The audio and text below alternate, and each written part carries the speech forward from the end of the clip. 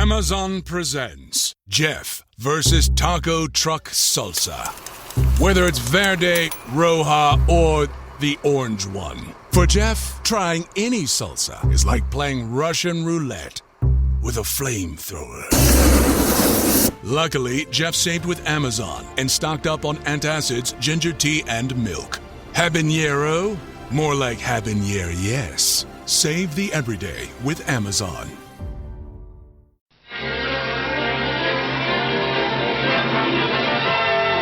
And now we're pleased to bring you our feature presentation.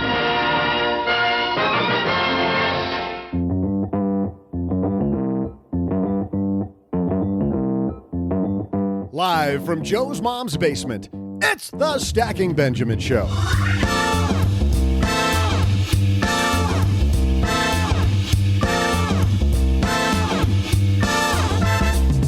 I'm Joe's mom's neighbor Doug, and we're cracking open another bottle of wine because tomorrow is National Wine Day, and who keeps this holiday to be a single day? No, sir. Here in the basement, we're celebrating our own National Wine Day weekend, and to start, we're featuring special guest from TrustTree Financial, certified financial planner, Brandon Opre. Plus, from Afford Anything, Paula Pant. And from LenPenzo.com, it's Arya Stark. No, I'm actually not even sure if she's still alive. Hey, can anyone tell me about Arya? Like, is she still around or... Really? That? Oh, okay, all right. Don't give it away. Right. Apparently, we're stuck with Len Penzo. And in our Friday FinTech segment, we're throwing out the FinTech and talking vacation. Non-tech. To round out our coverage of holiday travel fun, we'll talk Disney tips and tricks with Money Millhouse's Bethany Bayless. But that's not all. Of course, we'll save time for my amazing trivia and help one listener magnify and solve their money issue. And now, the official cork popper on this podcast, Joe Saul-Sehy. We are popping the cork, and it's a long weekend if you're in the United States. Happy Memorial Day weekend to all of you in the U.S. For all of you abroad, happy Friday. And to help us celebrate, let's start off in a bunker under Los Angeles, where I believe our friend Len Penzo is waiting. How you doing, Joe? I'm great, man. What are you doing Memorial Day weekend? I'm going to sit here in my bunker and probably watch some golf. That is watch what people do above ground. That's your whole thing. Watch people with sticks above ground. I live vicariously through the golfer. That's how I get, I exercise my eyes. They just go. Would it actually be exciting for you if there was like a nuclear bomb going off in the background while you're watching golf and you know that you're safe from all that stuff? Well, it would be, it's kind of a mixed bag. It's a mixed blessing, I guess, isn't it? Mixed blessing. That is so bad. And a person who's much more than a mixed blessing on this podcast. That's a horrible segue.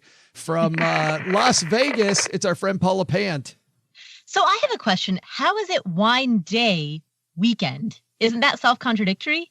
Is it a wine day or is it a wine weekend? It really is wine day year. Like if we want to be really contradictory, but isn't every day wine day? Wine day lifetime. That's exactly it. Wine day decade. Now, I know that Paula has big Memorial Day plans. You're probably getting all crazy this Memorial Day. I totally am. I'm going to Camp Mustache in Seattle so that I can hang out with a bunch of financial independence people and we can talk about not having jobs. And then after that, which I guess makes Memorial Day like just any other weekend when you aren't employed. And then after that, I'm going down to Portland because, heck, why not? I don't have a job. That doesn't sound like a weekend. That sounds like it's going to be, 2 weeks? It's going to be a week, actually. Yeah, my Memorial Day weekend is stretching for a week, and I'm going to Seattle and Portland. That's awesome. And joining us today, our special guest, a guy who thinks it's been a week already since the show started. He's like, what are we doing here? It's our new friend, Brandon Opre. Brandon, how are you, man? Awesome. Thanks for having me on. Well, tell everybody about your business, about the business. Oh, let's see. It's nothing too exciting. I mean, I've been in financial industry for 22 years, and basically I talk to people about money, specifically doing financial planning and investment management. and helping people work towards financial freedom. And you're mostly in Florida, in the Southeast. Where are you mostly located? I'm all over the place. I did spend the last 20 years in Florida. Most recently, my family and I bought a house in Charlotte, so we're spending a lot of time here. But I have clients all over the country, and I do a lot of traveling to go meet with them. Nice. And you work with people using technology too, I'd imagine. Thank God for technology. I can do this the right way. Well, the cool thing about technology is you don't have to spend a lot on clothing, but when you do, you want to look good, don't you, Brandon? Yes, but oftentimes I'm walking into my office in gym clothes or a t-shirt and jeans, and that feels pretty good too. But you should totally stop that, because we have to thank Proper Cloth for supporting Stacking Benjamins. Proper Cloth makes it easy for Brandon to buy dress shirts that fit perfectly without setting foot in a store or paying a fortune. Get $20 off your first custom shirt at propercloth.com/SB. And we are also today brought to you by Ting. Thanks to Ting for supporting Stacking Benjamins. No, Len, we didn't say Tang. We said Ting. Len's thinking, early 70s orange drink? Not that. I'm still excited about that. Was it Proper Cloth? Is that what you called it? It is. It's Proper Cloth. Yeah. Will that hide my beer belly? It absolutely. You know what? You get your shirts. You know what? I might have to look into that. Isn't that what's that joke? It's not a beer belly. It's a protective coating for your abs of steel. Isn't that what it really is? Well, that's a good one. I'm gonna have to start using that. Well, Ting is properly hide it. That's right. Ting's a protective coating for your wireless. That's bad. With Ting, you pay a fair price for the talk, text, and data you actually use each month. The phone you already own will probably work with Ting, so that's good news. Get $25 off your phone bill at sb.ting.com. I like how different that is. It's sb.ting.com. We got a great show. We got Brandon here with us. We got Len. We got Paula. We got a holiday weekend. So let's get the party started. Hello, darlings. And now it's time for your favorite part of the show, our Stacking Benjamins headlines. Our headline today comes to us from The Motley Fool. I found it on Yahoo Finance, though. 7 quotes that will make you rethink your personal finances. And if that isn't Motley Fool clickbait, I don't know what is. So I clicked, and then I have 3 people I can talk to about all of these, because I thought we'd just walk through these because these are pretty interesting. Mr. Frankel starts off with this. He says, one of the best ways to learn about personal finance and investing is to learn from the best. With that in mind, here are 7 of my all-time favorite personal finance quotes from top-notch investors, writers, and business people, along with what each one could mean to you. Brandon, we'll start with you with the first one. Apparently, a couple weeks ago, there was this meetup of finance nerds in Omaha with this guy, Warren Buffett. Is that Jimmy's brother? Is that who that is? I heard of him. Buffett says, price is what you pay. Value is what you get. Is that one of your favorites also? I mean, Warren Buffett has a lot of great quotes. This is one of many, but this one reminds me of the fee discussion that clients ask advisors like myself. Too many times they're asking, what's your fee? And they want to compare advisors based on their fee. But I usually have to have them take a step back and refocus on the value that we provide and what they're receiving. And what's the biggest value you think an advisor brings to the table, Brandon? Well, I mean, a lot of it's investor psychology, keeping people from doing stupid things. But that aside, I think advisors can add a lot of value in terms of asset allocation, rebalancing, tax strategies, and things of that nature. When did we get to this point, Len, that we do this all the time in the financial community, to Brandon's point, we think that cheaper equals better on everything financial? Yeah, well, it's, you get what you pay for sometimes, right? And then, yes, I think a certified financial planner, they're usually worth their weight in gold, especially if you're in trouble and not you're shown yourself to be unable to control your own finances and steer them correctly. But it's not just financial planners and everything, Joe. It's everything in life, really. Right. So, I mean, it's everything from the types of stocks you're buying to the jeans you're buying as well, right?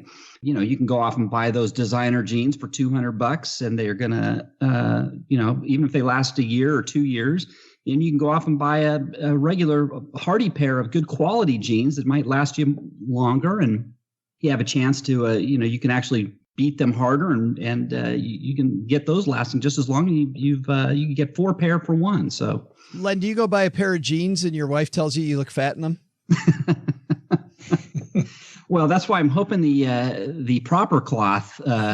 Hopefully, when I buy those shirts there, that'll take care of that problem. But Paula, when it comes specifically, nice job, thank you. That's good. When it comes not to your clothing, but let's get back to investments. Cheaper and better being equated by a lot of people. Well, I mean, it depends on what type of investment you're buying, right? If you're buying a broad market index fund, then there's no reason to pay a higher expense ratio for it because you're just buying some passively managed index fund. But if you're paying a human being for financial advice or for financial planning, that's different, right? Because then you're paying somebody for their expertise, for their strategic vision, for the actual value that they're going to bring to the table. And so it's very case by case, like the price versus value depends on what specific vertical you're evaluating. To go back to Len's pants example. Yeah. Len gave the analogy of if you're looking for a pair of jeans and what you value is that they're durable, then it might be the case that a $35 pair of jeans is equally as durable as a $200 pair. If I have much greater experience in the world of wearing yoga pants. I can tell you for a fact, those Target yoga pants that cost like $20, those do not last nearly as long as a $100 pair of Lululemons. So sure, Lululemons, you get criticized for spending $100 on a pair of pants, but they last more than 5 times longer. So, I think that's a really good example of it's not just price, it's also value. Do Lululemons come in portly size? In portly? Yes. I haven't inquired, but I bet you could go in and ask for a fitting. Can you see that at the store? Small, medium, large, portly? Like there's the portly rack. I'll take one of those. Second one, Paula, let's stick with you. Another Warren Buffett quote: "You can't produce a baby in 1 month by getting 9 women pregnant." Yeah, this makes a lot of sense to me, right? What he's saying is there are some things that just take time, and you cannot try to hack your way into a shortcut because those hacks are not going to work. And on paper, they might seem as though they make sense, but they're just not going to work. There's certain things that are going to take time. It seems like, Brandon, that would be part of your job in a big way, is keeping investors patient. Exactly. I mean, too oftentimes people watch the news and they see the latest, greatest IPO come out and they think they can double their money overnight. But I got to, encourage them to pump the brakes a little bit and, talk some sense into these people. How do you do that? Do you show them data, numbers? Is it just holding their hand a little bit? Yeah, I mean, I go back in time and just look at the statistics and say, look, this is no indication of what can happen going forward, but it's reasonably predictive. And I'd rather us take the wise choice, the better path, the smarter path to building wealth than trying to hit home runs and, swing for the fences. So you're saying it's showing them past performance, like past data on what this market condition has been like before, maybe. Yep. Try to manage expectations and keep them realistic. Does that get hard? Because, you've been around for quite a long time, Brandon. I've talked to a few people that 2007, 2008 time period. How hard is it to keep people in line when, even as a financial planner, you got to be thinking to yourself, I'm not really sure where this thing's headed. Yeah, you're right. When you're in the middle of a storm like that, it definitely doesn't feel good. You know what you should be doing. And, you pass that advice on, but I got to tell you, even for myself, it doesn't feel right. But oftentimes you just got to do what is right. And if you bought in 07 and 08 or bought more, it turned out to be the right thing. It's so funny, Len. We read this quote about producing a baby in 1 month by getting 9 women pregnant just to speed it up the process. Yet at this latest meeting, Warren Buffett actually went against this and said that this speaks to delayed gratification, right? And that delayed gratification is probably a good thing. But he told a young investor in Omaha just a couple of weeks ago that delayed gratification is sometimes overrated. Like the older he gets, the more he realizes you should maybe do the thing now. Well, let's consider Warren's age, right? I mean, his perspective's changing, right? I mean, how old is Warren Buffett? 90? Or, I mean, he's got to be, right? So he doesn't have time. So youth, when you're younger, that's a luxury. You might be broke, but you got time. You have plenty of time to make up for mistakes, for financial mistakes, for downturns in markets. And that is a luxury. And I know young people, even when I was younger, you take that for granted. And as you get older, as I am now getting older, I'm seeing things from a different perspective now. Now, I don't have as much time for mistakes. So if there's a big mistake or big downturn in the market and I've held on too long, I don't have a lot of time to recover. So yes, so it kind of all depends on your perspective and how your age. Can I just give some quotes? You know Jesse Livermore? He's like a very famous investor from the early 20th century. Yeah. The guy made a lot of money. And he had 3 famous quotes about sitting tight. And one was, buy right, sit tight. Another one he had was, it was never my thinking that made big money for me. It was always the sitting. In other words, waiting on he stuck to his convictions and he sat tight regardless of cost. And the third one he has is, don't give me timing, give me time.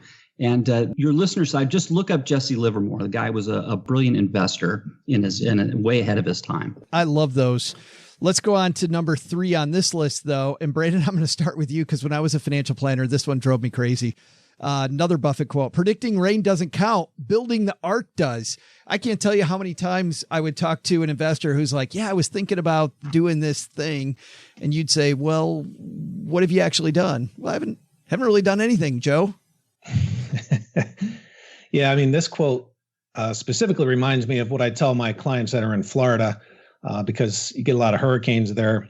You know, you can't always predict when the hurricane will come, but inevitably there will be one. So the best you can do now is, make preparations, whether that's hurricane shutters, windows, having a generator, some of those other things, because when the time comes, you're going to like knowing that you're prepared. But it just always seems like we talk about doing things. And I'll give you an example. Online forums often talk about, why'd you do this? Because it was only 95% right. My feeling is I'd rather do something 95% right and get moving than sit around and wait to do the perfect thing. And the same thing goes with your portfolio. I mean, do you want to hit singles and doubles, to use my baseball analogy, versus, swing for the fences and home runs?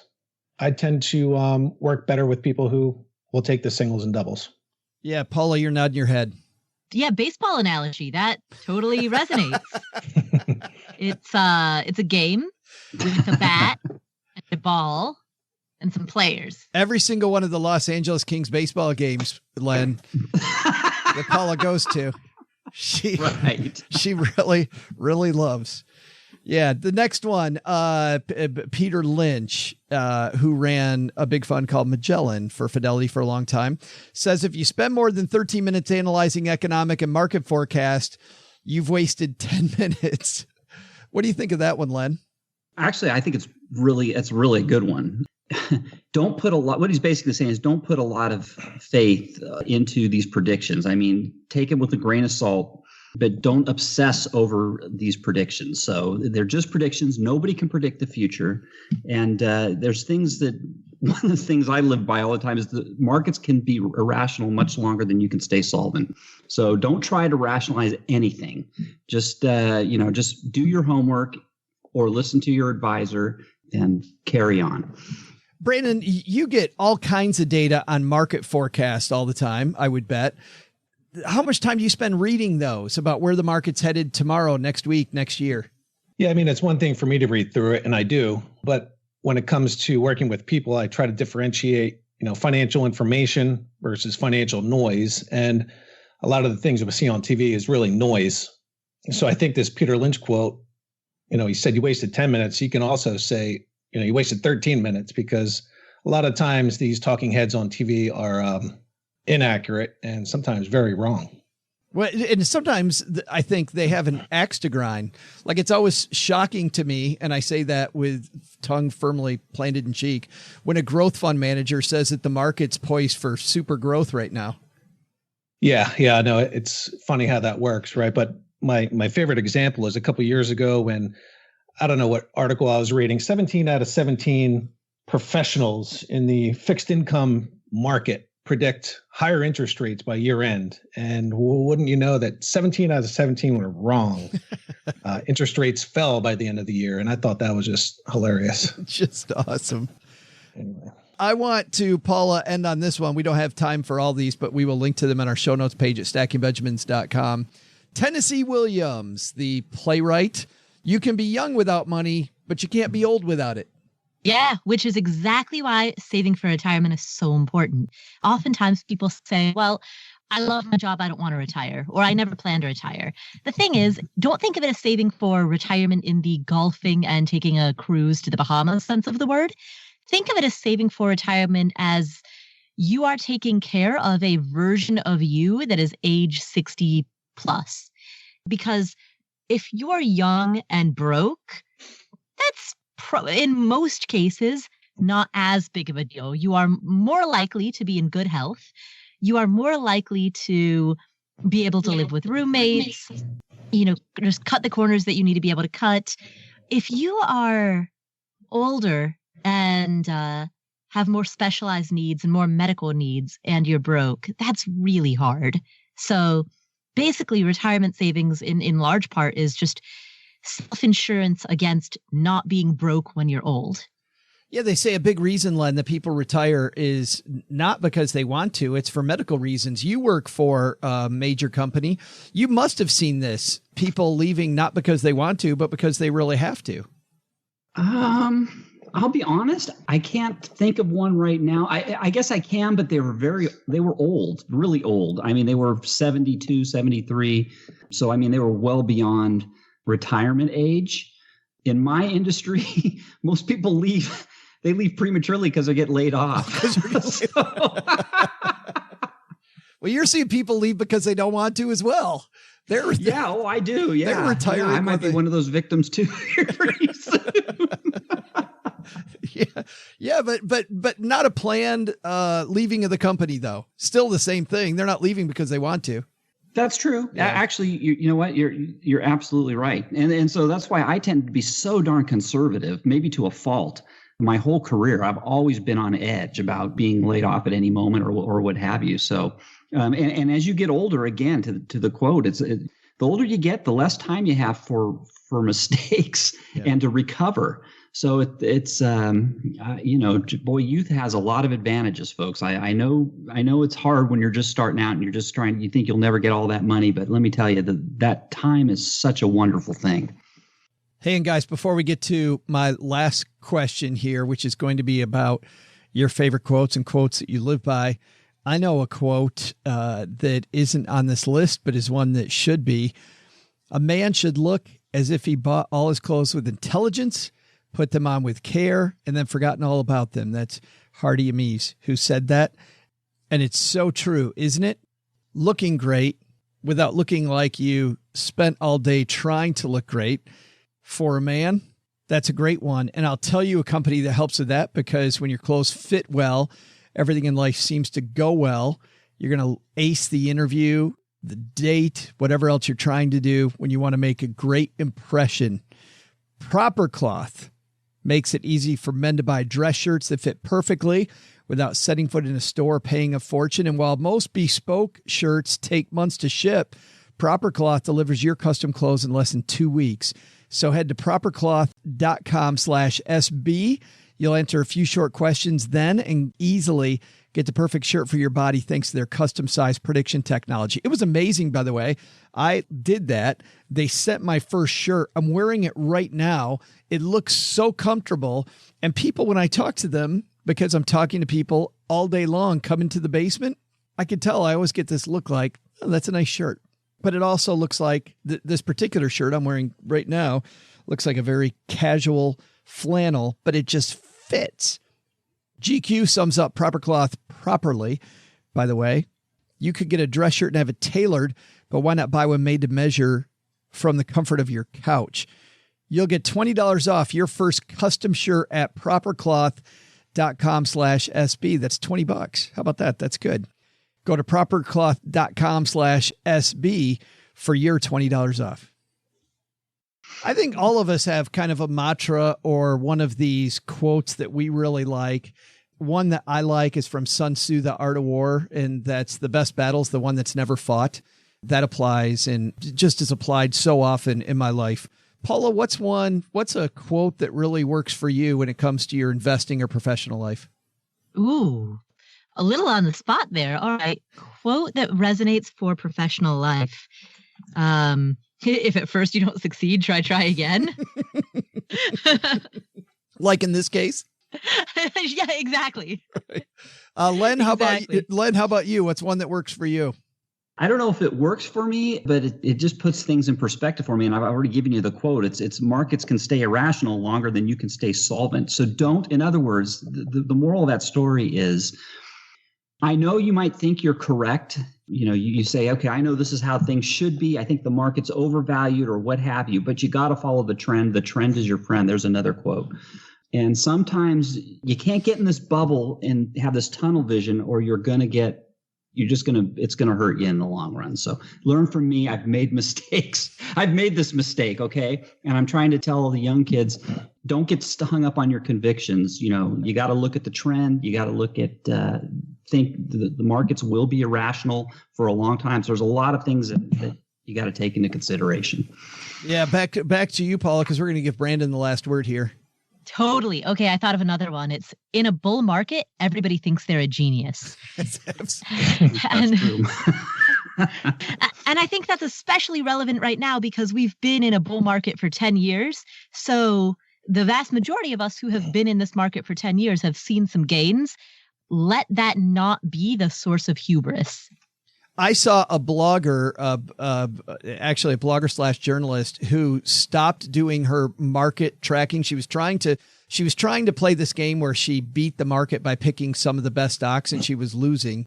And what was funny was she concluded after, I think, 7 years of this, that it can't be done. And I'm like, we're still in this same long market cycle. But she had this long expose about how, you know what? You just can't beat just buying an index and sticking with it. And I think we're going to see things change a lot the next time the market goes down. Brandon, you've got the last one here. What's one that's worked for you? I got 3 quick ones for you. So to Len's point, one that stuck in my mind as he was talking was, it's not about timing the market, it's time in the market. Yeah.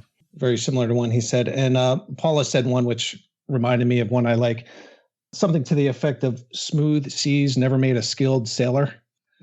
All right. So I like that one. But one that I've had on my wall in my office coming down the corridor with large font stickers on the wall is one that I really like. People don't care how much you know until they know how much you care.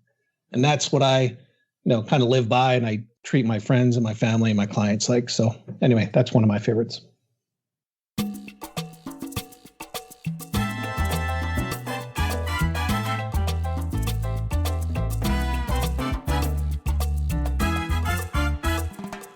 Well, this is going to be fun. We are throwing out the Friday FinTech segment today. You know why? Because we had Robert Niles on Wednesday from Theme Park Insider. If you missed that and you're wondering what fun stuff to do this summer, what's going on at regional theme parks and national theme parks this summer, Robert Niles, always a great interview, and he definitely brought it on Wednesday. But today, we're going to finish that trend by talking about the mouse. Because as you may know, the mouse cost about 16 bags of money. If you're going to go there, you want to make sure you get value from the things that you do. And I talk to so many people who dislike Disney, and then you hear about their Disney experience and you think, well, you kind of did it wrong. I got to tell you, from the first time I went to Disney till now, I have learned so much that has made it so much more fun to go there. Disney World and Disneyland are 2 places that the more you know, the better that vacation gets. And obviously, the best use of the money that you spend there. So we'll talk about value, discounts, getting the most fun with somebody who is the only person I've met so far in our space who matches my level of Disney nerdery. Bethany Bayless from the Money Millhouse, and also she is the FinCon MC, an industry conference that I go to every year. Let's say hi to her right now. Bethany Bayless coming down to the basement to talk Disney.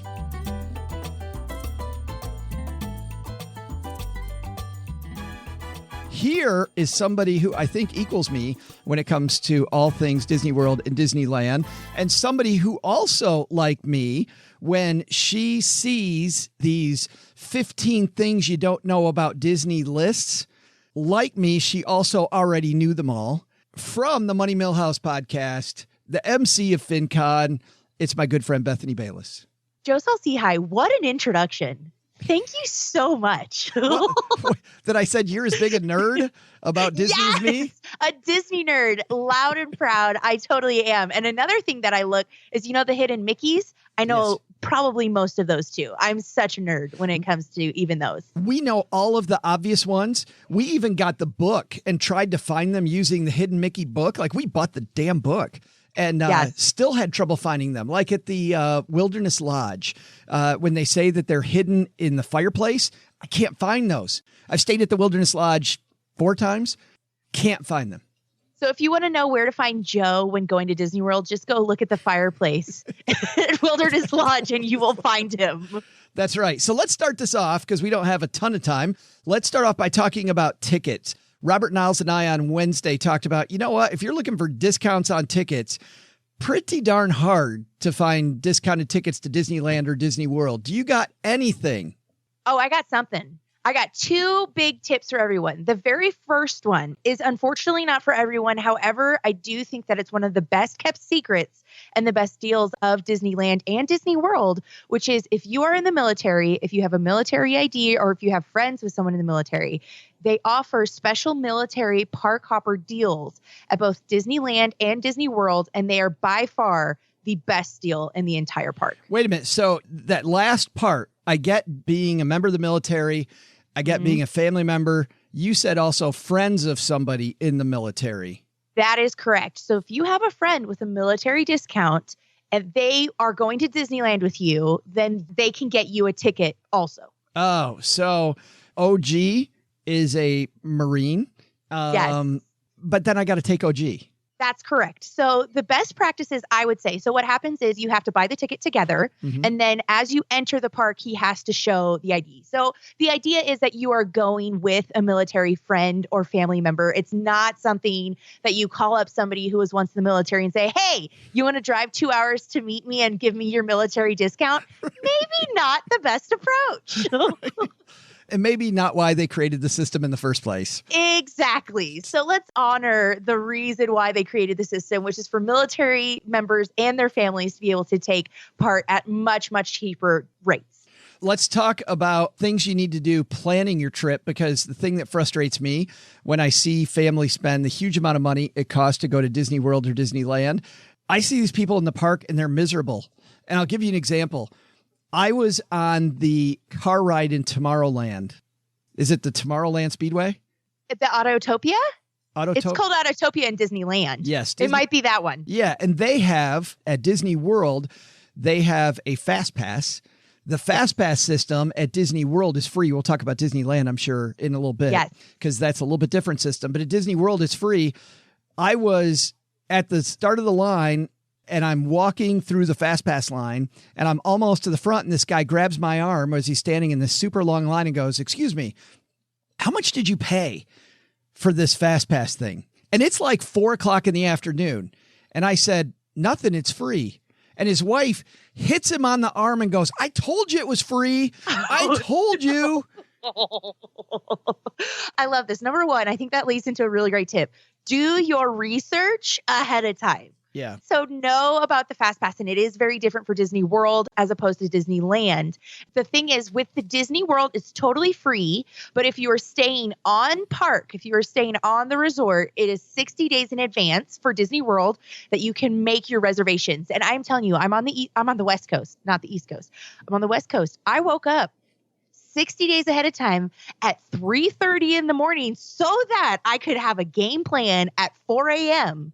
to get my Fast Passes, know which rides need the Fast Pass the most. And that really helps with research. And that there is not a lack of resources available to you online because there's so many. But my number one tip is if you don't get a Fast Pass for the most popular ride, which right now is Flight of Passage in Pandora, the Avatar ride that they just came out with, And that's in Animal Kingdom, by the way. That's correct. In Animal Kingdom. This is my tip for you, which was given to me by a cast member. Very hush hush, let me tell you. There's a secret entrance in Rainforest Cafe. Did you know this? I did not know that. There's a secret entrance in Rainforest Cafe. Go through the gift shop. There's a secret entrance there. Go on a day that there is not a magic hour at the Animal Kingdom and book it to Pandora, and your wait time will be much, much less. Because you're way closer. You start way closer. You start closer. You have to get there as soon as the gate opens. That's another thing. So get there whenever the park opens on a non-magic hour day. That is a great Disney tip. By the way, another great Disney tip that I learned that goes right along with that, Bethany, well, as long as we're talking about getting there when the gate opens. I've been with people like, I want to sleep in. This is vacation. Here's what you do. You can ride all your favorite rides, even if you don't have fast passes, if you get there when the gate opens and get it done. And by the way, leave the park at noon, go back to your hotel till like 4 o'clock in the afternoon and sit by the pool and relax then, take a nap, read a book, come back at 4 o'clock in the afternoon, and you are so refreshed, and you will have done so much more of the park than somebody that waits 1 hour and stays all day. I remember going back into the park at 4 o'clock in the afternoon with our kids, and our family's happy. Our family's excited for the afternoon. Rested. And you are around a swarm of miserable people who are... And children. Yes. The kids are angry. The parents are angry. Like, this is the happiest place on earth and nobody's having fun. So to have fun. And by the way, I know it's hard to walk away from the park. It's so hard to walk away. Yes. Yeah. But that's such a great tip. Another thing is, if you are not staying on property, maybe you're visiting and you're not on property, something that I really love to do is to go and just chill out at a restaurant or coffee shop. They have Starbucks all over the place, Starbucks Eye, if you will. And something else is go on a ride that may not, like a show or something with cool air conditioning. Just chill out for a while and just rest even there. But you're right. Going back and taking a nap is my favorite thing to do at Disneyland. The first ride I thought of when you said that, actually, there's two things that are really, really good at Disneyland, or excuse me, at Disney World. You can, because you're on the West Coast, I'll have you tell me about Disneyland, but I'm going to give you two that I thought of immediately. You tell me if you like these or if there's different ones. Number one is hugely underrated ride or show, Disney's Philharmonic. Oh, okay. PhilharMagic, right? Is it PhilharMagic? Yes, I think it is PhilharMagic.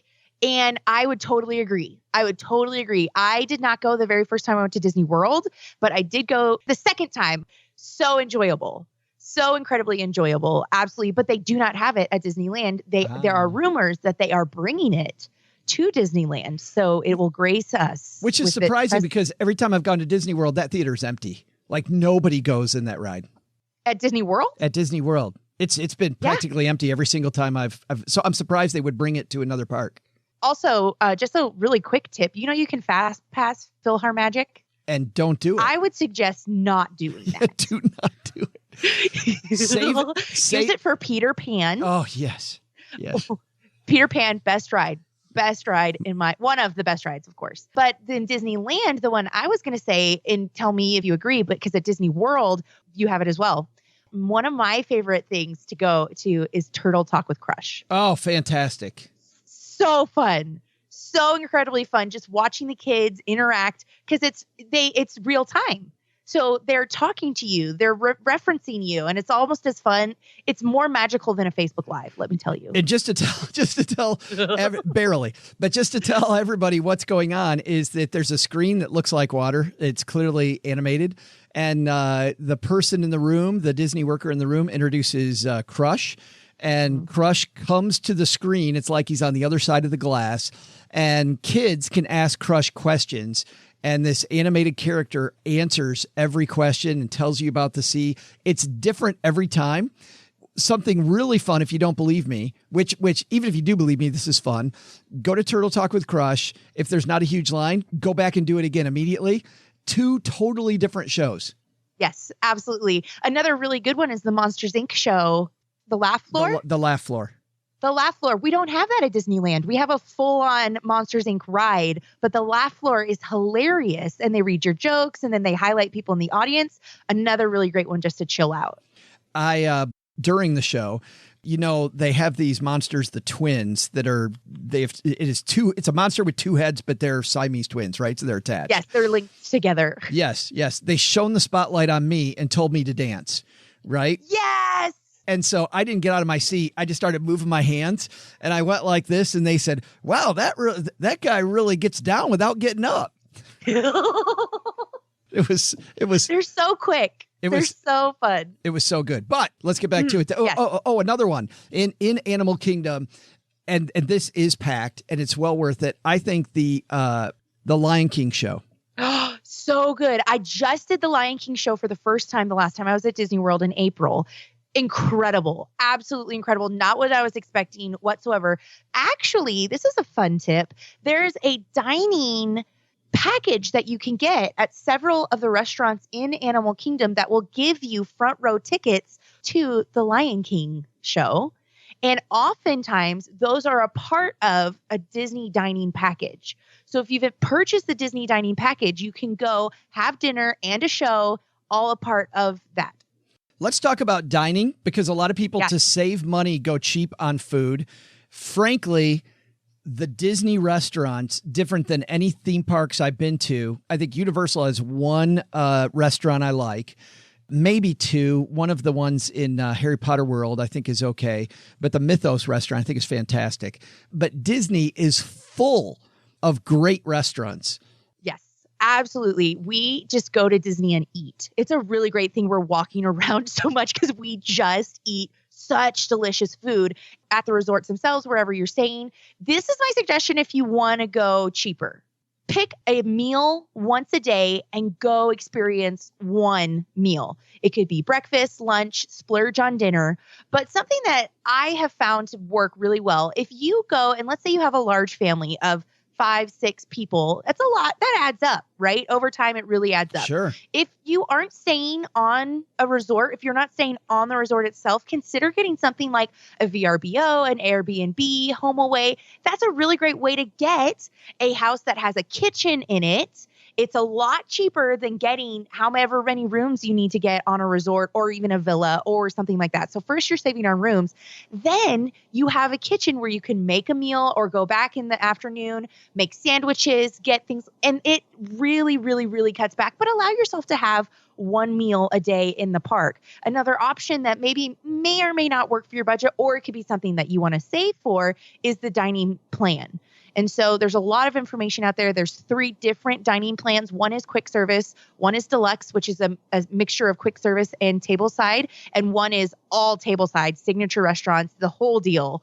My husband and I, the last time we went, we got the middle one. So it had a quick service, it had table dining, and it was perfect for us. And so consider one of those and you will get such good food while you're there. Plus, whatever you don't use, you can take back in snacks. And so there were quite a few things we just didn't take advantage of. We went to our hotel gift shop and just loaded up on tons of snacks for the road. It was perfect. Using your dining plan stuff. Using the dining plan because you can cash out. Don't leave money on the table or don't leave snacks on the table. I will match that with another tip. You want to go into the restaurants because of the fact that even though some people think they're expensive, the service is always fun. The places are decorated so cool. Like every one of these restaurants decorated so neat. Just that experience. But a lot of these restaurants offer a cheaper lunch menu. So make the lunch menu, if you're not on the Disney dining plan, use lunch as your big meal so you can get the experience, but you're not going to pay the dinner prices. Exactly. And that's exactly what we did for Be Our Guest. We went to lunch instead of dinner. And that was something that we booked ahead of time because it was a really fun experience. You're in Beast's castle and you get to see like the snow coming down. It was just a really, really great experience. Which they have 3 different rooms in Beast Castle. They have the dark room where the rose is and it's wilting. You can see it. And the wallpaper's torn off. There's the ballroom. I don't remember what the 3rd room is, but which room did you go in? I didn't realize there were more than one room. See, I need to learn more about Disney World from you. I'll teach you about Disneyland. But we stayed where we could watch the snow falling because it was just very magical. Like I felt like I was in the middle of wherever watching the snow, wherever it's supposed to be set. I felt like I was there. Yeah, we went to the dark room. the very dark spot. And we did it for breakfast. So we did breakfast, which is cool. We got a reservation for before the park opening, timed it so that when we got out of breakfast, we were already at the back. Then Peter Pan, also my favorite ride, super long line for Peter Pan. I could get on it without fast passing it because I was at the back of the park pretty close to it. And we went to Peter Pan as our first thing and went from there. So that was our that's great. Strategic. By the way, at Disneyland, there is no fast pass for Peter Pan. Well, you just have to wait in line. And by the way, let's talk about the fast pass system at Disneyland because it is different and you have to pay for it. Yes and no. Okay. So the fast passes are free. However, you cannot get them in advance. There's no limit to the amount that you can get, and everything is done the day of. So what you can do for free is what you have to take your pass or what they don't have the magic bands at Disneyland. And so you have to go in person to the fast pass kiosks and just slide your ticket. And then you get a fast pass ticket that tells you when to come back, et cetera, et cetera. The downside to this is one, you have to run all over the park if you want to get a fast pass, which you could totally do. Tell your kids to do it, right? Like, go on, Bobby, get this one. Sally, go get this one over here. You can only have one fast pass at a time, and it is good until the fast pass starts or 2 hours after you get it. Gotcha. So let's say your fast pass was for the evening. You can get another fast pass 2 hours after you get the fast pass. So you can get your ticket, swipe it, and then get the fast pass. If it's not for that evening, let's say it was a really popular ride and it's not for several hours later, you can get another fast pass 2 hours after you got that first fast pass, even if you haven't ridden the ride yet. However, what you can pay for is called a max pass. A max pass fast pass is what you can pay for. It is $10 a day per ticket, or $75 for annual pass holders. So I got it for $75. The benefits of this is you do not have to run around the park. You can fast pass any ride in any park. So let's say you're at Disney California Adventure and you want to go fast pass Star Tours in Disneyland.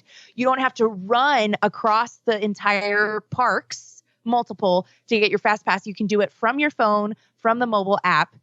$10 a day per ticket. You can do them all at the same time, which is super convenient. Another really beautiful thing is that if you have the Max Pass, you get free pictures all day long. And that includes any time you're taking a picture with a photographer, and any ride that you go on are free. You can download them to your phone. You can share.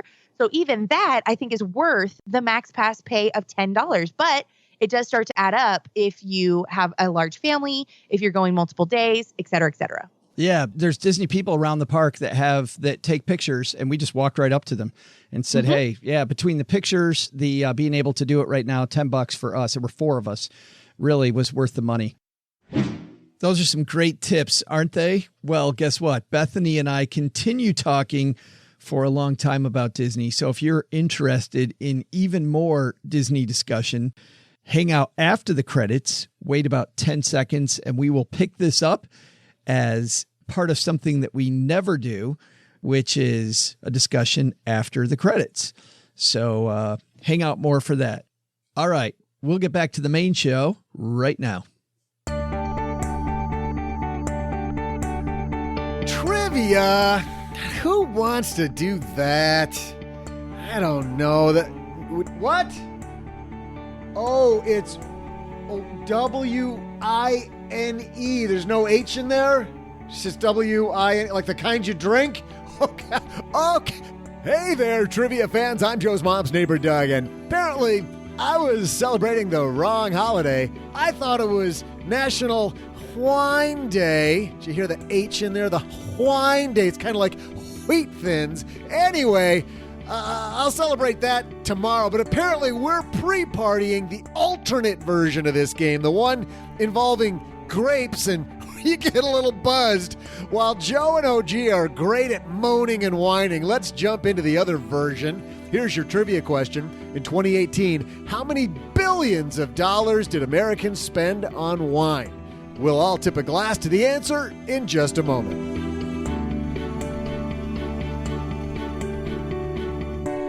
All right, we explained the very complicated rules to this game to Brandon backstage. Brandon, you think you got it?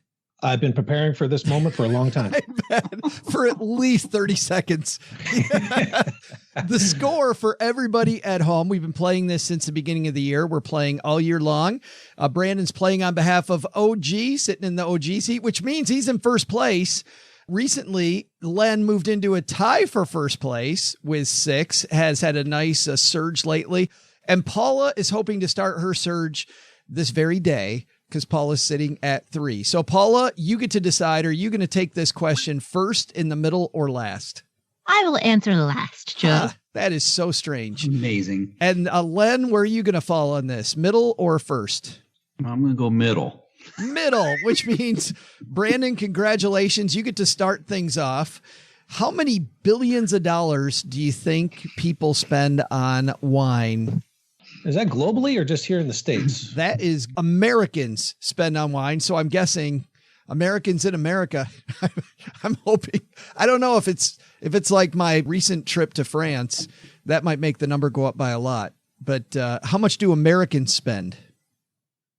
Wow. All right. Well, I'm going, and it's billions with a B? Billions with a B in 2018. Not millions or trillions. All right. So that narrows it down. I'm going to be very scientific about this. I'm going to say my birth date, 217 million. No way. Your birthday is February 17th? That's right. Aquarius. So is mine. What? That's my dad's birthday. My birthday is February 17th. Well, since I went first, you can't use that number. But my dad's birthday is February 17th also. But to be clear, you're saying 217 billion, not million. Or okay, billion, yeah. Yeah, 217. By the way, my birthday is the right answer, February 16th, the day before your birthday. Okay. 3 of us, 24 hours apart.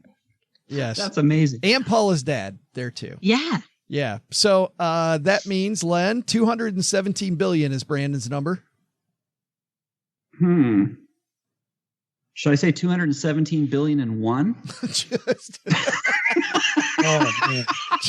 Just try to take away. No, I'm not going to do that to you, Brandon. Any chance of winning. I'm not going to do that. No, let's see. Let's just think about this realist. So I don't know, 300 million Americans. Let's say 100 million of those are drinkers, because there's kids and other, so that doesn't count. So 100 million are drinkers, and probably half of them drink wine, maybe. So that's 50 million.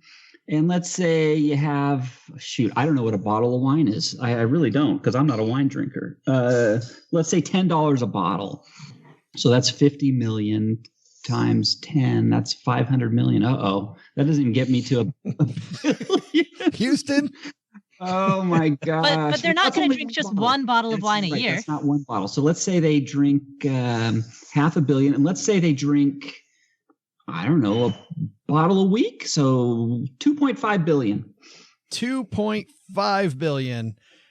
That gives Brandon a lot of room. But Paula, that puts you in a quandary. You've got 2.5 billion and 217 billion. Right. So the question is, do I believe that the answer is less than 2.5 billion, or do I believe that the answer is between 2.5 billion to 217 billion?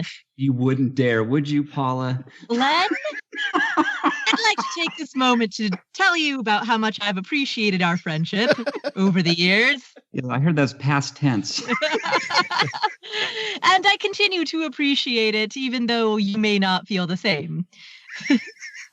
So the answer that I will give, I'll give you a little bit of wiggle room. I'll call it 2.6 billion. Nice. Gives them so kind of you, Paula. So if the answer is 2.5 billion, 2.55, then, you'll have won. Welcome to the cutthroat nature of our panel, Brandon. Wow. Right there. This is some serious right here.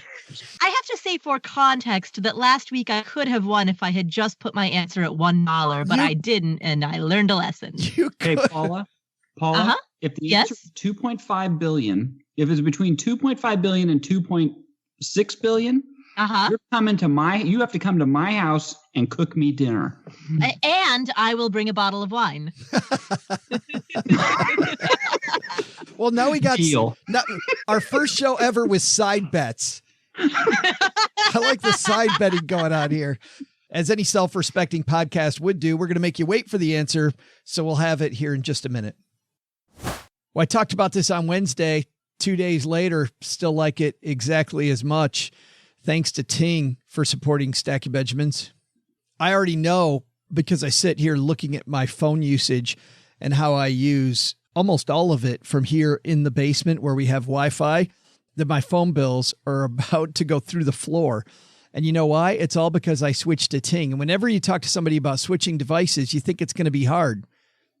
Maybe you don't. At least I do. But it sure was easy. Here's the deal. You can always bring your number to Ting. That made it easy. They're not a prepaid cell phone company. At the end of the month, you're just billed for the talk, text, and data levels that you reach. The less you use, the less you pay. You can use your same phone, most probably, even the latest ones like the iPhone XS or the Galaxy Note 9, and you'll still have an affordable phone bill instead of that thing going through the roof. And if you're around Wi-Fi like I am, why would you pay for a set data plan? With Ting, you just pay for your actual usage at the end of the month. Ting offers nationwide LTE coverage on both T-Mobile and Sprint, so the phone you already own is likely going to work with Ting. Just grab a SIM card from the Ting shop. This was so simple. I got my card from the Ting shop, and bam, I was good to go. All done. All this stuff in my head about it being difficult couldn't have been easier. The more phones you have on one Ting account, the less you pay per phone since the usage is shared across all your devices. No contract, so you can try it for a month with no strings attached. Of course, they offer award-winning customer support through either phone, chat, email, social media. They're also the only provider in the U.S. that offers technical support through Discord. And if you're somebody that uses Discord a lot, you know just how easy that is and how cool a company Ting is. In fact, talking to my daughter this last week about Discord, she was trying to explain it to me. I'm like, oh, I know all about Discord. You know why? Because I'm the coolest 51-year-old guy you know. I don't know. I didn't say that. I should have probably said that. Brag to your kids about how cool their dad is as often as possible. Probably a good mantra. So here's the best part. We're about to save you some money. The average phone bill with Ting is just about $23 a month per phone. So that's essentially a month of free service when you use our link. You head to sb.ting.com. You know what's going to happen? You're going to get $25 off. Remember, start with SB. That's sb.ting.com. Brandon, you were first. You were at $217 billion. You got to feel pretty good about that number, knowing these two are going to war. I mean, anything north of 217, you own. Oh, now I feel like I'm way off. I don't know. That was always an OG strategy, was to throw everybody off. So you might be in the money. We'll see. Len, you've got that 0.1 billion. I hope Paula knows how to cook some good recipes on a propane tank. On a Bunsen burner that's in my bunker. This will be the most epic show ever if it lands there. Paula, how you feeling about that 2.6? I feel pretty good, but I don't want to speak out of turn. I don't want to speak too soon. Well, you're the only one of us drinking wine at this moment. I am the older one drinking wine, and it's 6 a.m. We're recording this. Let's see. Doug, what's the answer to our question? Welcome back, trivia fans. I'm Joe's mom's neighbor, Doug, and National Wine Day is important in this house.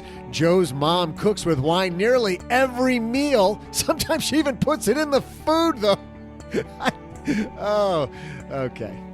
Let's get you to your trivia, shall we? Hey, before the break, I asked you this question. How many billions of dollars did Americans spend on wine? The answer? $70.5 billion. Expected more? Yeah, me too. Expected less? No.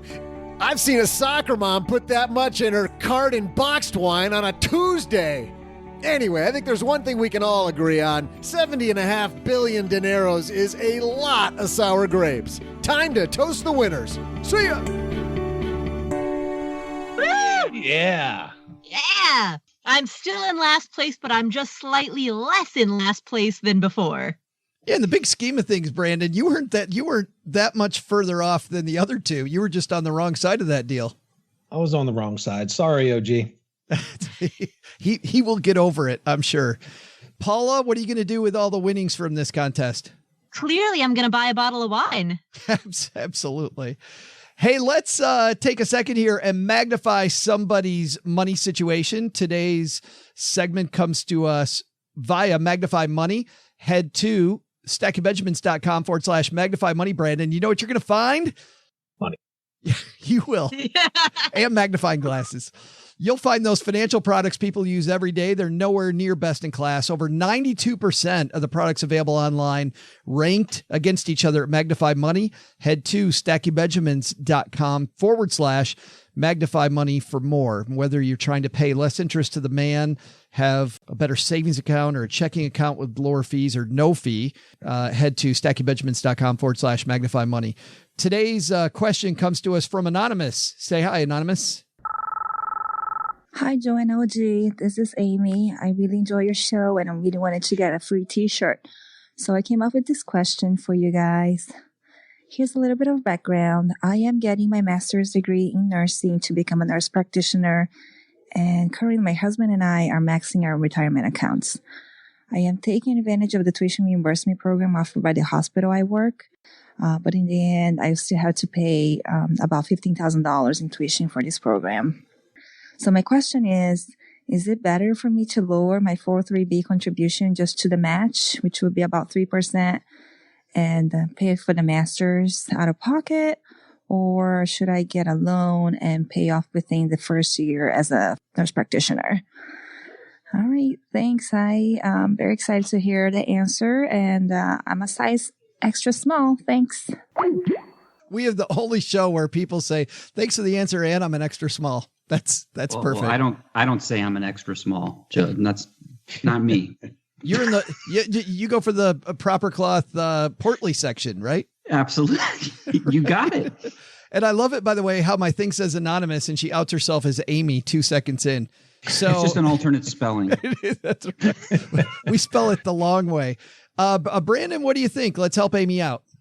I think it depends on a couple factors. Not all of them were mentioned on her message, but I would have additional questions. But based on what we know, I definitely think she's smart to take advantage of the tuition reimbursement program. I mean, it is money on the table, so why not take advantage? That's what I did with my master's. And I think her mindset is right to keep contributing to her 403B, at least to the contribution level that she gets the match, because the match is always free money and you can't really duplicate that. But from there, I think it would depend on, the loan terms, how long till she pays it off, and some other simple number crunching. And what type of loan terms do you like? I don't know what kind of loan she's talking about, but if it's a home equity loan or some other credit card balance loan, if there's a credit card balance, 0% interest for X amount of time, that could work. If it's a low rate of interest, home equity line or something like that, I would consider that. But anything double digit interest or more probably is not going to be a great deal. Yeah. Paula, anything to add? So I would almost certainly take out a loan to pay off that $15,000 and continue putting money into the 403B, and then take out a loan to cover the $15,000 that she needs to pay for tuition, and then pay that loan off in her first year of working as a nurse practitioner. I'm assuming that she's going to be able to get a student loan, and that student loan is going to have a reasonable single-digit interest rate. So if that is the case, then why not take out a student loan with that reasonable single-digit low interest, while also taking advantage of the opportunity to build assets, invest, have compounding growth, and just keep putting money in a 403B, right? There's a maximum amount that you can put in every year. And once the year is over, it's over. You can't go back and put in more money in your 403B the following year because you didn't max it out the previous year. So put in as much money as you can into your 403B. And that student loan is going to be a reasonable interest rate and you're going to pay it off soon. So focus on building assets. Well, so you like it as long as she fills out the FAFSA form and it's a student loan. Yeah. I mean, I don't see any reason why it wouldn't be a student loan unless there's some reason for which she couldn't qualify for one. I just don't see any reason why it wouldn't be a student loan. Yeah, I just see people do weird things, which is why I wanted to clarify that, because people will go and take out the wrong type of loan. The other thing too is behavior's kind of involved here, Paula. I mean, you also made a point, make sure you pay it off in the first year. Like if you take out the loan, pay it off very quickly. Yeah, absolutely. So once she receives that diploma, then she will, I would assume, get a pay raise as a result of having that diploma. That pay raise should immediately go towards paying off that loan. Len, something to add? No, I think that nailed. I think she said she was going to pay it off in the first year. Yeah. So me too. I would get the loan, assuming it's a relatively low interest. Why not? And go that route. You know what? I'm really what a deal! $15,000, and she's going to be a nurse practitioner. I mean, that's pretty darn good considering all the money she's going to make. The payback on that $15,000 is going to happen very quickly. So that's really my engineering degree in the 80s, I spent $15,000, my entire room, board, tuition, books, everything, 15 grand. I thought he was about to tell us an Uncle Len story, Paula, about going uphill both ways. 6 feet of snow. But 15 grand in the 80s is like, I don't know, 2.5 billion today. Yeah, no, I don't know what that is. It's just funny how things are. But I think 15 grand's a bargain. Wow, that's fantastic. Fantastic, Amy. Well, especially since you look right now, I mean, the aging of America, the job certainty in that field, I would think, assuming you find a good place to work, there's a lot of certainty in that field, don't you? Oh, yeah. Yeah. And I think the average starting salary for a nurse practitioner is 100 grand or more. So $15,000 loan in the scheme of things probably is easy to bang it out. Yeah. Thanks for the question, Amy. And you know what? Gertrude in the basement is just going to send you a code, and you don't have to tell us what size you are, but thank you for that. But you get to pick out your own. Head to stackingbenjamins.com/voicemail, and you can leave us a note on the Magnified Money line as well. That's going to do it for today, guys. This has been such a blast. Len, what's happening at lenpenzo.com?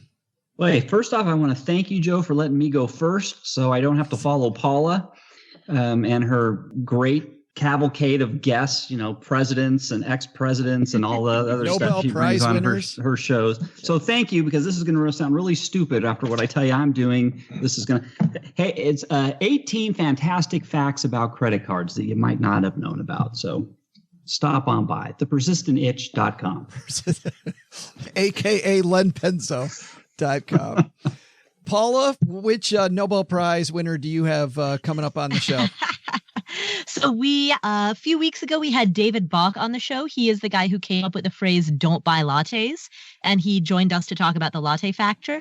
We now have Ruth Soukup. She is a very, very successful online entrepreneur who wrote a book about the 7 faces of fear, in which she describes a lot of the different types of fear that we allow to stand in our way, the fears that often have us becoming our own obstacles.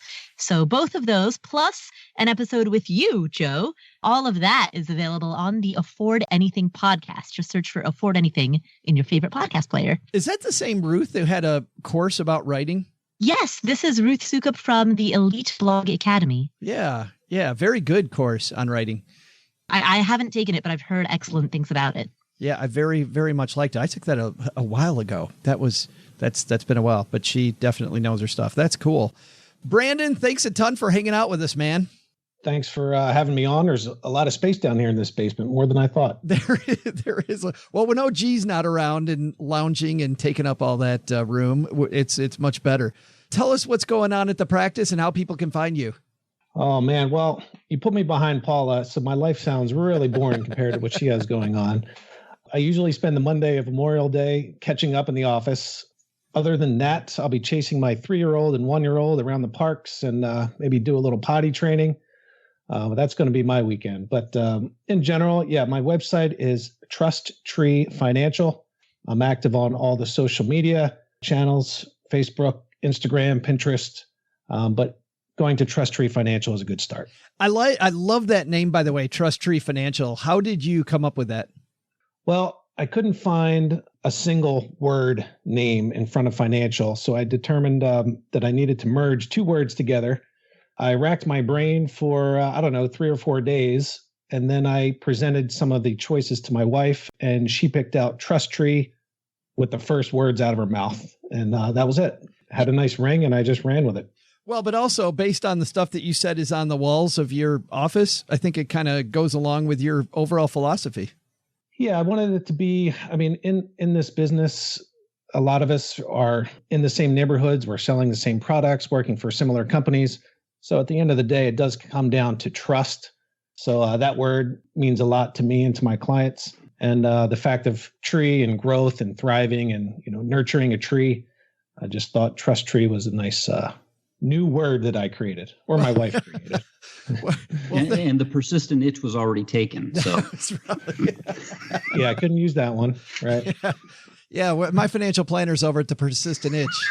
That's good. How do you like him? He's like a rash. Right. Yeah. Probably not great. We will link to TrustTree Financial. We'll link to everything Paula's got going on at Afford Anything and to Len and the Persistent Itch or at lenpenzo.com on our show notes page at stackingbenjamins.com. That's going to do it for today. Doug, take it from here, man. What should we have learned today? So, what did we learn today? First, take some advice from the gang and surround yourself with some great money quotes to keep you motivated. What are some of your favorites? Second, take some advice from our Magnify Money call with Amy. Paying down debt is never a bad idea, but when in doubt, check out the interest rate on your debt versus the rate you'll earn saving the money instead. You may come out ahead faster by not paying off the debt. Sounds crazy. But the big lesson? Don't let that Opre guy get near the fruit tray. Hey, Brandon, the fruit tray is for the real help around here, not the once-off guys. Got it, pal? Special thanks to Brandon Opre for joining us. You'll find more about Brandon and his financial planning practice at TrustTreeFinancial.com. Thanks also to Bethany Bayless for joining us. You'll find the rest of Joe and Bethany talking about Disney after these credits. Paula Pant appears courtesy of AffordAnything.com and Afford Anything Podcast. All the Afford Anythings. Len Penzo appears courtesy of LenPenzo.com. And thanks finally to all of you. Pop the wine for yourself this weekend. Or, grape juice or just water. That's probably the best. Toast yourself with water. Leave the wine for me. This show was created by Joe Saul-Sehy, produced by Richie Rutter-Reese, and engineered by the amazing Steve Stewart.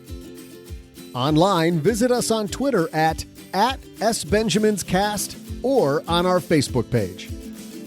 I'm Joe's mom's neighbor, Doug, and I'm a lot deeper than you realize. In fact, sometimes I just stand in front of my mirror and reflect. SB Podcasts may receive payment on the show from sponsors and guests in the form of books, giveaway items, discounts, or other remuneration. There's no way you would take advice from these dorks, but like Joe's mom always says, don't take advice from people you don't know.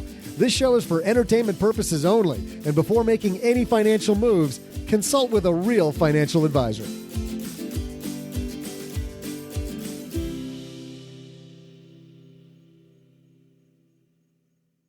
What was that? It's called the medium sketch. The medium sketch? Yeah, it wasn't rare and it certainly wasn't well done.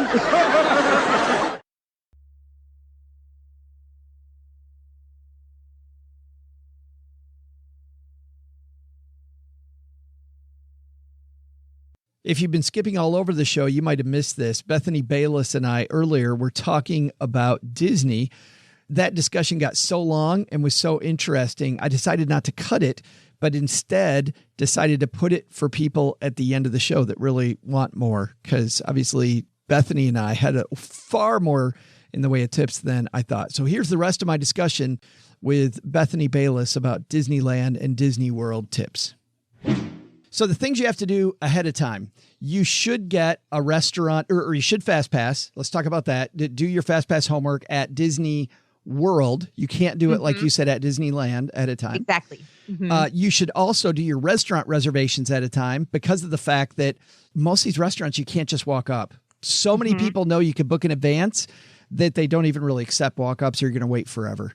Exactly. And then third, where you're going to stay. Exactly. Where you have to stay is a really big one. The food that you're going to have, I would also plan on scheduling that in advance. Something else that I don't know about you, Joe, but when I go to Disney, I am all decked out in my Disney stuff, right? Oh, I have the leggings, I have the shoes, I have the ears, and I have different shirts for different days. Oh, boy. All right. This is something else you have to plan ahead. This is my tip if you are trying to save money. Don't buy merchandise at the park. I know that's really hard to say, and you can budget ahead of time if your heart so desires and you have to have it from there. So many vendors who are selling Disney things for a lot cheaper. So Etsy has people making custom ears. You know, Joe, you could get custom ears with like maybe headphones or something because you're a podcaster. I don't know, something like that. But make sure that you get your merch ahead of time, pack it with you, wear it on the plane so that everyone knows where you're going. And there's a lot of available options online, but that's something else you should do ahead of time. Let's just walk through this. We talked a lot about places to eat. We talked a lot about rides.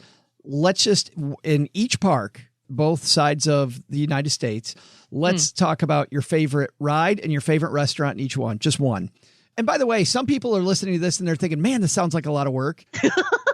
It really is fun. I mean, it might not feel fun at first, but doing all that is made to make your life so much easier when you get there. One thing I will not do that I used to do, I used to plan like my route and do these, and people will sell these like plans where ride this for maximum, forget all that stuff.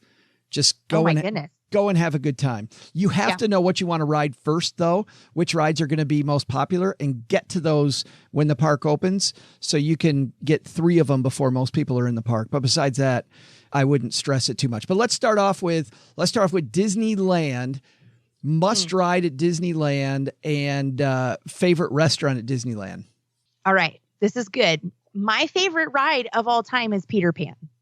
I would say try Peter Pan. I like going there sometimes first if I want to get there, but I know it's going to be at least a 45-minute to an hour, sometimes more wait for Peter Pan. So if you really want to get that ride, I would suggest doing that one first. Restaurant. This is a big one. The Blue Bayou in Pirates of the Caribbean is the #1 restaurant for Disneyland. That's one you're going to have to get at least 3 months in advance. And it's very, very cool. As children, and the Peter Pan ride has these little boats that just go past the Blue Bayou restaurant. And as children, you just think, I want to eat there one day. That looks like such a great restaurant. And it's dark and has these lights and it's expensive kind of and beautiful and just an experience. So the Blue Bayou is the #1 most coveted restaurant reservation of all time. I will second that one. I'll change the ride because Peter Pan's my favorite ride, but I like the one at Disney World so much better. Okay. Well, because there's some cool, and don't fast pass it because there's stuff in the queue. The queue now goes through the kids' bedrooms, and it is awesome. It is just waiting in line at Peter Pan is cool. My favorite restaurant, Blue Bayou, I totally agree. My favorite ride there, I think Pirates of the Caribbean is so much better at Disneyland than at Disney World. I agree. I 100% agree on that. If we had a totally different show where we compared the rides at Disneyland as opposed to Disney World, I would agree on that one. And I sadly would agree on Peter Pan. California Adventure. California Adventure, the #1 ride that I would suggest getting a fast pass for would be the Cars Land Cars ride. Radiator Springs is what it is called. It is the longest line of the entire day. Thankfully, because of Guardians of the Galaxy, which is also another great ride, but not my #1. Guardians of the Galaxy has thankfully taken away some of that traffic because you used to not even be able to get a fast pass unless you were there within the first 10 minutes of the park opening for Radiator Springs. But that's an excellent ride. It's so much fun. You will have you ridden that one? I have not. It wasn't built yet when we went there. Well, when you come back, you definitely have to ride. It's so much fun. You're in a race and you like ride and it goes and you feel, I can't even tell you. It's just so much fun. So that's my #1 ride. My #1 place to eat is a little bit harder because I feel like there are things that are changing in Disney California Adventure. So some of the restaurants that they used to have, they don't have anymore. And so I just haven't been eating lunch there.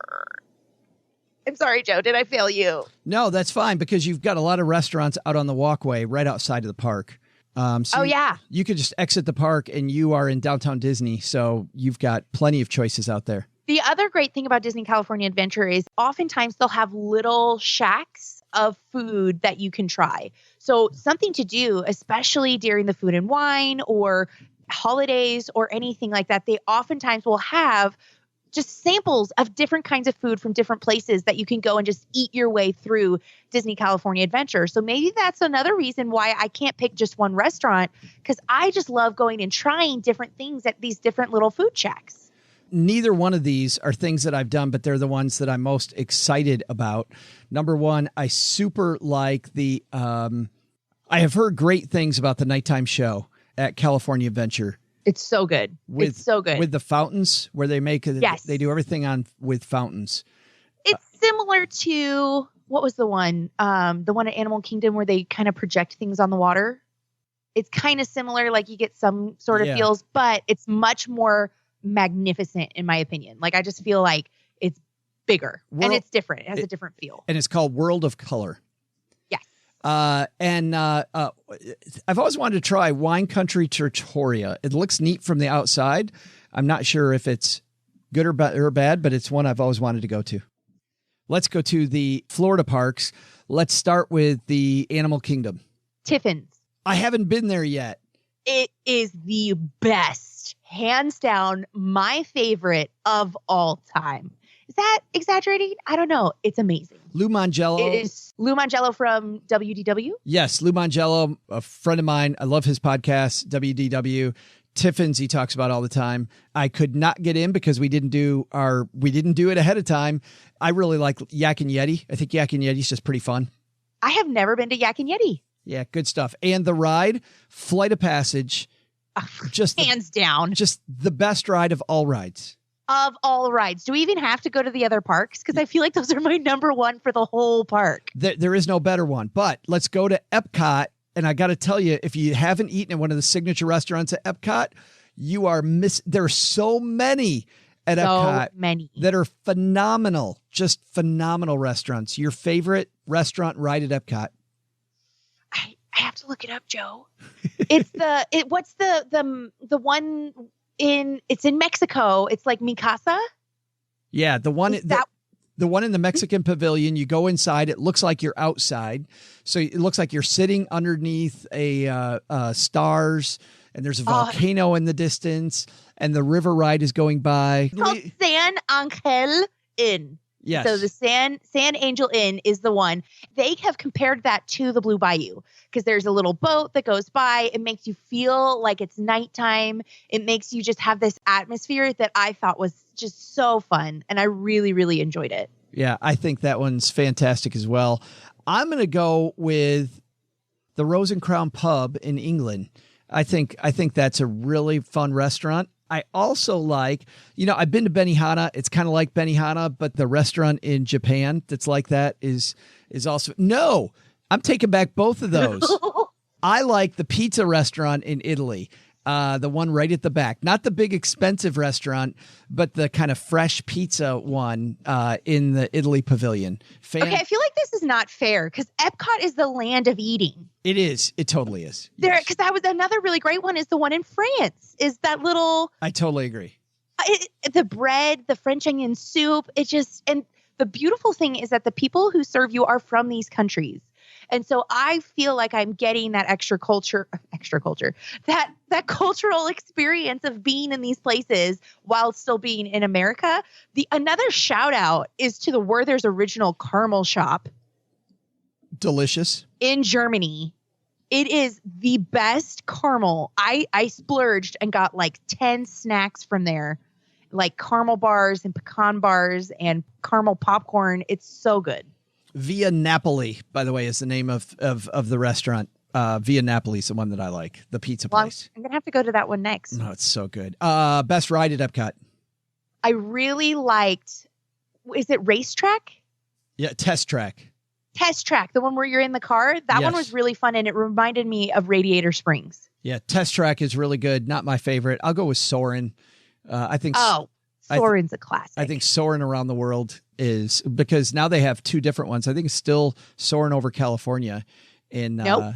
It isn't. They changed it. Nope, they changed it. However, this is the difference, and it's really fun. And I'm sorry if I'm spoiling this for people, but at the end of Epcot, you know how you're going around the world, you're going to all these different places, and then you end up at Epcot? Yeah. in California, does California Adventure, at the very last scene is you go over Disneyland instead of Epcot. And it actually really surprised me when I went to Epcot. And I was like, oh, I thought it was going to be Disneyland, but it's Epcot, which was so much fun. And by the way, there's a hidden Mickey in there. Is there really? There's multiple, but one of the ones at both is the fireworks make a hidden Mickey in both Epcot and Disneyland. So this concept, for people that don't know what we're talking about, is that Disney Imagineers and Disney workers put things that make the Mickey Mouse ears and the Mickey Mouse face together, and they do it on purpose. And you start discovering them, and at first you think, wow, that's an accident. Turns out it's not an accident. There's nothing is accidental at Disney. I will say this before we move away from Epcot. The Frozen ride, which always has a line a mile long, and little kids love that thing. Well worth it. I thought it was a pretty cool ride. I haven't gone on that one. Yeah. I missed it both times because there's such a long line, and you almost That's why. And unless you get your fast pass like the first day, you're not going to get a fast pass either. It's very difficult to get a fast pass for that or Flight of Passage. Flight of Passage, the biggest rides you need to wake up at 4:00 in the morning if you're on the Pacific Coast time, by the way. But I was going to say, you know what was the biggest disappointment for me for a ride that I waited way too long for? And maybe it's a heresy because I'm from California and not like an original Florida Walt Disney Worlder, is Spaceship Earth. Yeah. Yeah. So creepy. I was so creeped out. I fall asleep almost every time. Yeah. So if the wait is longer than 5 minutes, just move on. Yeah. Yeah. Keep walking. Go eat something. Late in the afternoon, usually that line is gone. It's always everybody wants to go when they first come in because it's the first thing they see. So people flock to it, walk right by it, do that one later. Great advice. All right, let's move over to Hollywood Studios. Hollywood Studios, for me, people say there's not good restaurants. Those are all some of my favorite restaurants. Really? Yes. I have to give you the disclaimer here. I have not eaten in Hollywood Studios. Okay. Ride, though. Ride is the Star Tours. I love Star Tours. But I didn't go when Toy Story was open, and I didn't go when Star Wars Galaxy, Edge of the Galaxy. Yeah. So those might really determine, but I just am a Star Wars geek. I haven't seen the Star Wars stuff isn't open yet, but but I really like the Slinky Dog Dash. It is super good in the new Toy Story land. So you got to do that next time. Restaurant wise, it's so close, but I think I'm going to give it to the 50s Primetime Cafe because you go in and they tell you, we'll tell mom you're here. Go have a seat in the living room. And then so you go and you're in this 50s plastic living room with the black and white TV and all this kitschy 50s, 1950s stuff. And then they always call you like Cousin Bethany, Cousin Joe, your table's ready. We go to our table and we have our cousin so-and-so who's our helper, who's our waiter. And then we also have somebody who does the water. And this is horrible. This is from several years ago, and they probably don't do this anymore. But the first time I went, we had this hilarious waiter, and she said, she leans forward and she goes to my kids, she goes, now Cousin Lenny does the water. If you remember, he's kind of slow. So whenever he comes up with the water, just don't look him in the eye.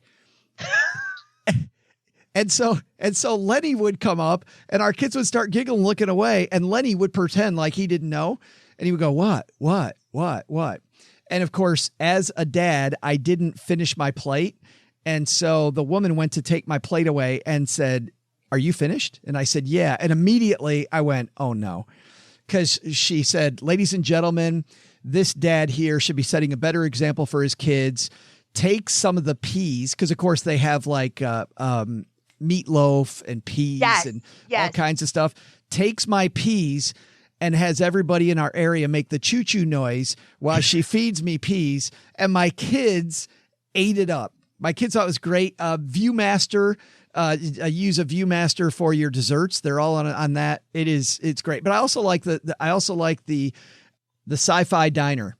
The waiter, you go into this place and everybody sits in these model cars that they're supposedly cars. So my kids sat in the front, Cheryl and I sat in the back, and waiters on roller skates bring you stuff while you watch on this big screen Amazon women from the Arctic or from Mars, or, you know, giant spiders from hell, like all of these classic bad science fiction movies are just awesome.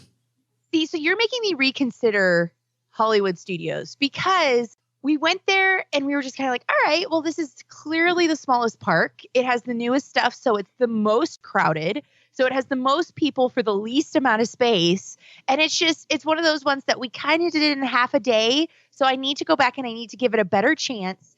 And I also have to add this. Guardians of the Galaxy originally used to be the Tower of Terror, which is a fantastic They ride. then converted it into fantastic ride. And so if you want to get the true Tower of Terror, you now have to go to Hollywood Studios to get the original Twilight Zone feel, because it's never coming back to California. Yeah, it is really good. But I will say that park, if you're going to skip a park, it still is the one to skip until Star Wars gets there. It still is the one. It is so small, and they've closed a bunch of shows and haven't opened new ones. They used to have all kinds of like actors walking around, and it really had a lot more theme. They just changed the Great Movie Ride. It's coming back as a Mickey and Minnie's Adventure, but that's not open. Like so much of that park is not open. They used to have the animation studio open. You did this huge tour.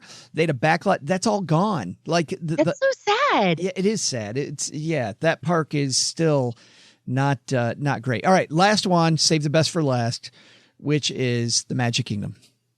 The Magic Kingdom. Did we already name our favorite ride? Yes. So I guess we got to do our second favorite ride then. Well, we did it for Disneyland, because Magic Kingdom and Disneyland are very, very similar. And so I'm just going to say Peter Pan is still my favorite ride in the Magic Kingdom. Well, Peter Pan's my favorite ride at the Magic Kingdom, but my favorite at Disneyland is Pirates of the Caribbean. Exactly. But at the Magic Kingdom for me, it's Snow White's Dwarf Mine Train. Yes. The Seven Dwarfs Mine Train. Oh, it is so good. Can I change my ride to that? Can I change it to that now, please? Yes. Another one that you need to fast pass. So the ones that we did is the Dwarf Mine Train, which is also very fun to stand in line. That was the other thing about Disney World that I appreciated just a tiny bit more than Disneyland, because the standing in line part is so much fun. Even the waiting, they want you to be engaged. They want you to have fun. Even walking around, everything around you is just so magical. And I think it was intended that way on purpose, so that if you're walking from one place to the next, you're still experiencing the magic. And the Disney Mine Train has some really fun things to do while waiting in line. Totally agree. Yeah. So what's going on at the Money Millhouse? Well, the Money Millhouse, we're just now taking a little bit of a hiatus for the summer. What we like to do, though, is we play our favorite episodes, like with our favorite people. Joe Salsi High is one of them. Oh, man. And then at the end, we give our commentary. So we listen to the episodes, and then my mom and we just talk behind the scenes, kind of like, like when DVDs existed and you would turn it on and then you would listen to the commentary and she's like, that's so interesting. That's what we like to do for the summer. Are you saying you heckle your episodes? Yes. We don't heckle, but we give a little bit of the behind the scenes of like, oh, this is what was happening. This is a story we didn't share on air, or we just give it behind the scenes. It's for our friends who just like to come hang out with us. And then we're rolling out a brand new season.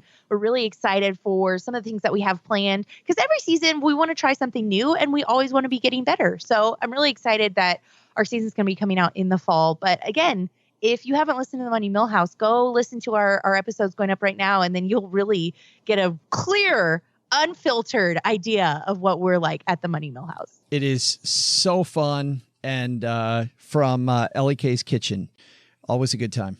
Bethany, thanks for hanging out with us. Thank you, Joe. I appreciate you having here and letting me nerd out about Disney. It was so great.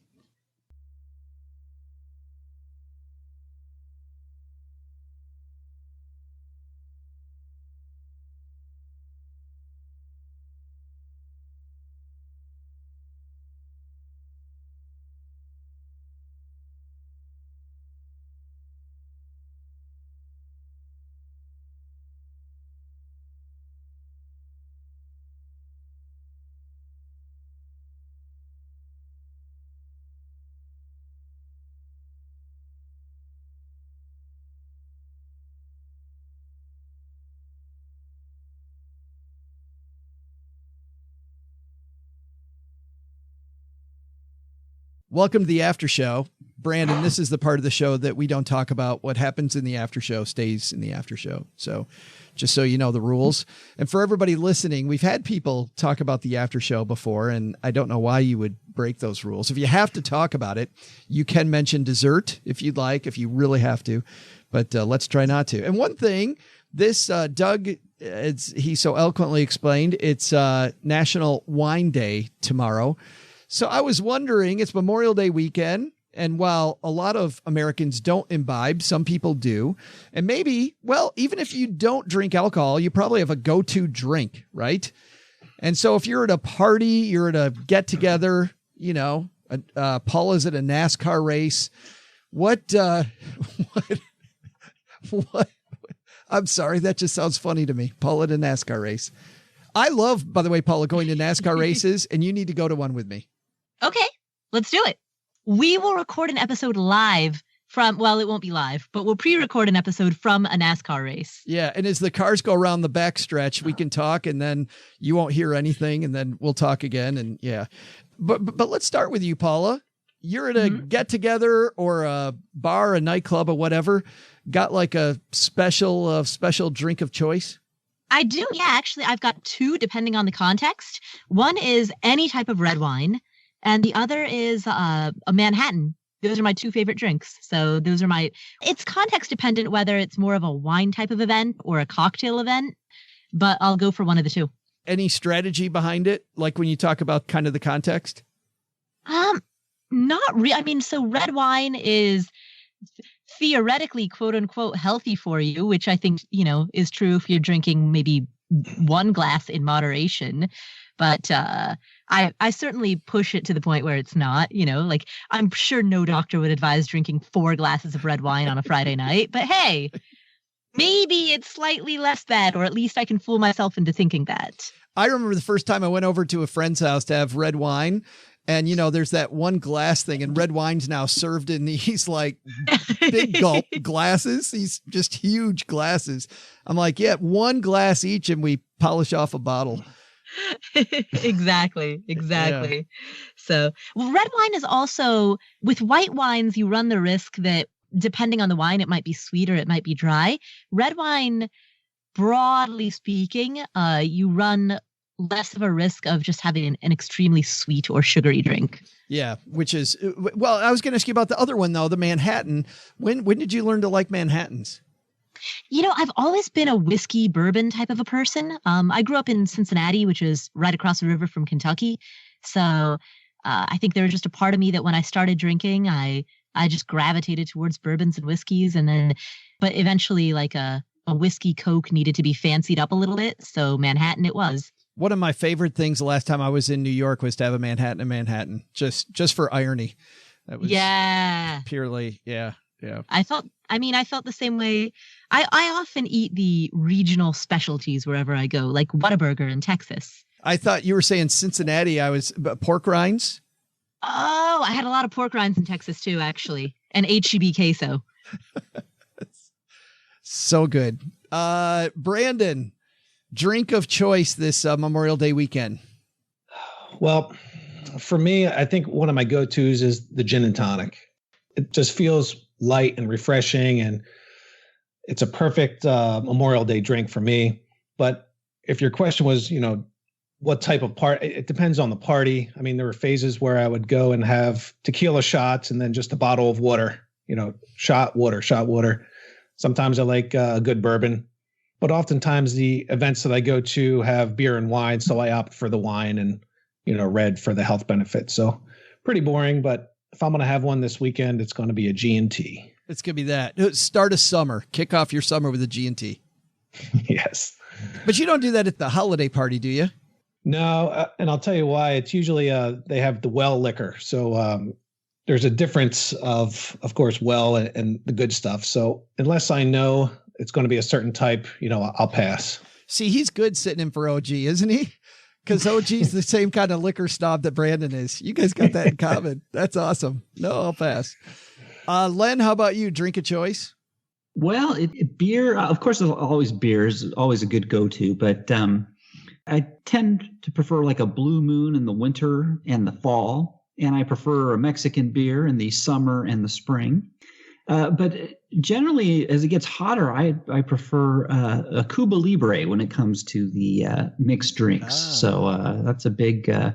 And I have to say, there's a difference between the rum and Coke and the Cuba Libre, being the lime juice. You got to have that lime juice with the Cuba Libre. So you can tell the difference.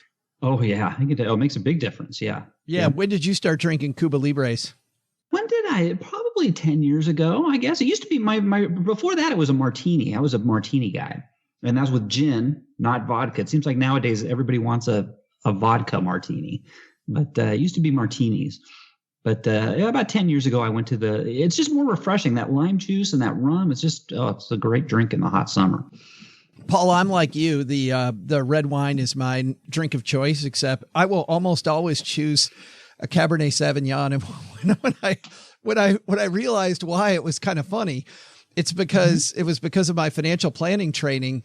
I realized that a Pinot Noir has a high standard deviation, meaning sometimes they're really good and sometimes they stink. So if, I'm at a party and I'm just trying to get something and I say, give me a Pinot, it could be horrible. But a Cabernet generally it isn't as good as some other wines sometimes. But I know if I'm at a party and I just want to grab something, that the standard deviation is so low. Is it funny to use financial terms for this? The standard deviation is so low that I can say Cabernet Sauvignon and I kind of know what I'm going to get. Like I can get the house one, I can get whatever. I don't have to worry about it. Just give me the house cab. I'm fine. I'm good. It's going to be more predictable. Yes. I've never heard standard deviation used when describing wine. Yeah, me either. Very cool. Yeah. You went full circle with that term. We should figure out. What about the other reds? Like, what about Merlot? I think Merlot's a little wider, but Merlot, I just don't like Merlot as much. And then how about $2 Chuck? Yeah, zero deviation on those. You take that and you throw it right in the trash. No deviation. No, I'm kidding. Hey, what temperature do you like your wine? It's funny. I'm not that much of a snob. And I know there's a specific temperature you're supposed to have it at. Mine is generally off the Kroger shelf. How about you? Have you ever been at a restaurant? You know how they pop the wine, right? Don't they? They pull the wine bottle and then they give you a little taste, right? Have you ever taken a taste of it and said, send it? Have you ever done that? Oh, the purpose of them doing that. I learned this. And she's frozen. And we will never know the purpose. Come on, Paula. Frozen in time. Don't leave us hanging. Hey, you want to really tick somebody up? This is me and my buddy. I'll go off of wine. Do it with steak. Yeah, we were at Ruth's Chris, me and my buddy, at a Ruth's Chris. We both ordered rare steaks, and they were medium rare, and we sent them back. Oh, and that went over like what? But hey, right? You pay that much money for steak. So guess what happens? Both of our steaks come back the second time with a manager, and he's there and he watches us cut into each of our steaks to make sure our steaks were rare. It was like, whoa, this is kind of almost intimidating. It's like, boy, I sure hope the chef didn't overdo it this time, because I don't know what that manager would have done if I said send it back again. Yeah, but they asked you. I mean, they said, yeah, I know, but it's just funny. The manager comes out, and they're checking when you cut into that steak. I'm sure that the chef would have been fired if we sent it back again. The second time. Yeah. Well, Paula's gone. I guess we'll never know, guys.